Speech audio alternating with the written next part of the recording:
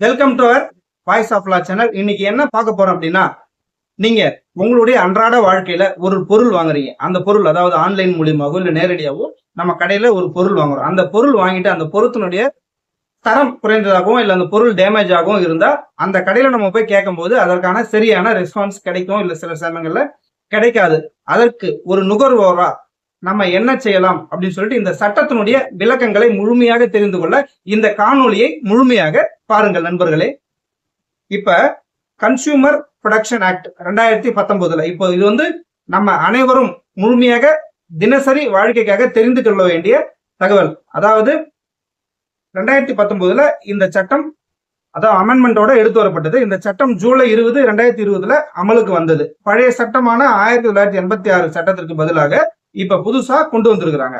இதுல பாத்தீங்க அப்படின்னா நுகர்வோர் அப்படின்னா யாரு, நுகர்வோர்ன்றவங்க யாரு அப்படின்னு பாத்தீங்கன்னா அதாவது கன்சியூமர், நம்மளுடைய தனிப்பட்ட பயன்பாட்டிற்காக பணம் கொடுத்து பொருட்கள் வாங்கும் அல்லது சேவைகளை வாங்கும் எந்த ஒரு நபரும் வந்து நுகர்வோர். அதாவது நம்ம ஒரு பொருளை காசு கொடுத்து நம்மளுடைய பயன்பாட்டிற்காக ஒரு பொருளை வாங்குறவங்க வந்து நம்ம வந்து நுகர்வோர் அப்படின்னு சொல்றோம்.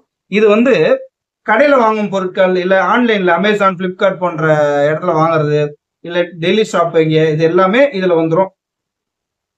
அனைத்து பொருட்களும் இதுல அடங்கும். இதுல நுகர்வோட உரிமைகள் என்னென்ன அப்படின்னு பாத்தீங்க அப்படின்னா 6 அடிப்படை உரிமைகள் இருக்கு. இதுல என்னென்னு பாத்தீங்க அப்படின்னா பாதுகாப்பு உரிமை, உயிருக்கும் உடைமைக்கும் ஆபத்தான பொருட்கள் இருந்து பாதுகாக்கும் உரிமை நமக்கு இருக்கு. ஒரு பொருளுடைய தரம், விலை, அளவு, காலாவதி தேதி உள்ளிட்ட அனைத்து தகவல்களையும் அந்த பொருள் இருக்கணும். அதை தெரிந்து கொள்வதற்கு நம்மளுக்கு உண்மையான உரிமை இருக்கு. தேர்வு செய்யும் உரிமை, அதாவது ஒரு பொருளை இந்த பொருள் தான் எனக்கு வேணும், இந்த பொருள் தான் நான் செலக்ட் பண்ணி அந்த பொருள் தான் நான் வாங்கணும் அப்படின்றது, அதாவது தேர்வு செய்யும் உரிமை வந்து எப்பயுமே நுகர்வோருக்கு இருக்கு.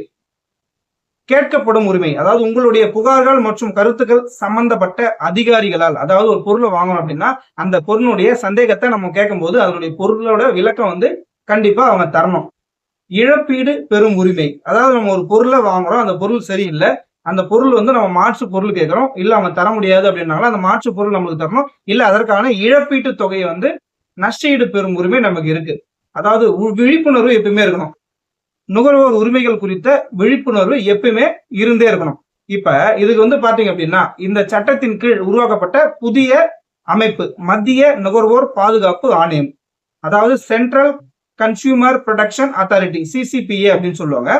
இந்த அமைப்பு வந்து எதுக்காக அப்படின்னு பாத்தீங்க அப்படின்னா தவறான விளம்பரங்களை விசாரிக்கலாம், ஆபத்தான பொருட்களை தடை செய்யலாம், நிறுவனங்களுக்கு அபராதம் விதிக்கலாம், எல்லாமே அது வந்து நேரடியா தலையிட்டு விற்பாங்க. ஒரு பொருள்ல குறைபாடு அல்லது சேவையில் தவறு அப்படின்னா என்ன பண்ணுவாங்க அப்படின்னு பாத்தீங்கன்னா உங்களுக்கு நஷ்டம் ஏதாவது பாதிப்பு ஏற்பட்டால் தயாரிப்பவர், விற்பனையாளர், சேவை வழங்குபவர், அதாவது ஒரு பொருள்ல நம்மளுக்கு குறை வந்துடுச்சு, அந்த பொருளை தயாரிக்கிறவர், அந்த பொருளை விற்கிறவர், அந்த சேவையை நம்மளுக்கு வழங்குவர், அவங்க கிட்ட இருந்து சட்டப்படி இழப்பீடு நம்ம புகார் தெரிவித்து வாங்கிக் கொள்ளலாம். இதுல நுகர்வோர் குறைதீர்ப்பு ஆணையங்கள் வந்து 3 நிலையா பிரிக்கிறாங்க. அதுல ஒண்ணு பாத்தீங்க அப்படின்னா மாவட்ட ஆணையங்கள். அந்த மாவட்ட ஆணையத்துல பாத்தீங்க அப்படின்னா 50 லட்சம் வரல ஒரு பொருள் நம்ம வாங்குறோம், அந்த பொருள் சுமார் 50 லட்சம் மதிப்பு, அதுக்குள்ள இருக்கிற வழக்குகள்லாம் பாத்தீங்க அப்படின்னா மாவட்ட ஆணையத்துல விசாரிக்கப்படும்.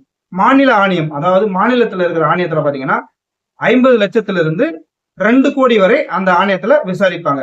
தேசிய ஆணையம், இந்த தேசிய ஆணையத்துல பாத்தீங்க அப்படின்னா 2 கோடிக்கும் மேற்பட்ட வழக்குகள், அதாவது 2 கோடிக்கும் மேற்பட்ட பொருள் வாங்கிட்டு அதுல ஏதாவது பிரச்சனை அப்படின்னா இந்த தேசிய ஆணையத்துல புகார் அளிக்கலாம். இது வந்து இதுக்கு முக்கியமா என்ன நம்ம பண்ணணும் அப்படின்னா நம்ம ஒரு பொருள் வாங்கிட்டோம், அந்த பொருளுக்கான பில்லு ரசீது கரெக்டா வச்சிருக்கணும்.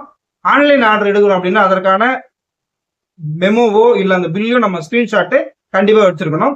நிறுவனத்துடன் நடந்த மின்னஞ்சல், அதாவது அந்த நிறுவனத்துக்கு நம்ம கம்ப்ளைண்ட் பண்றோம் அப்படின்னா அந்த கம்ப்ளைண்ட்டுக்கான சரியான ரெஸ்பான்ஸ் வந்ததா, என்ன சொல்றாங்க அப்படின்றதுக்கான அந்த மெயில் இதெல்லாம் வந்து பக்காவா நம்ம வச்சிருக்கோம். அதாவது நாம் செலுத்தும் ஒவ்வொரு ரூபாய்க்கும் வந்து ஒரு மதிப்பு இருக்குது. அந்த மதிப்பை நாம இந்த கன்சியூமர் ப்ரொடக்ஷன் ஆக்ட் மூலயமா நாம வந்து தெரிஞ்சுக்கிட்டு நம்மளுடைய உரிமைகளை பாதுகாப்பதற்காக இந்த நுகர்வோர் பாதுகாப்பு உரிமை சட்டம் 2019 வந்தது. இது போன்ற பல்வேறு லா சம்பந்தமான எளிய முறையில் தெரிந்து கொள்ள நம்மளுடைய வாய்ஸ் ஆஃப் லா சேனலை சப்ஸ்கிரைப் செய்து கொள்ளுங்க.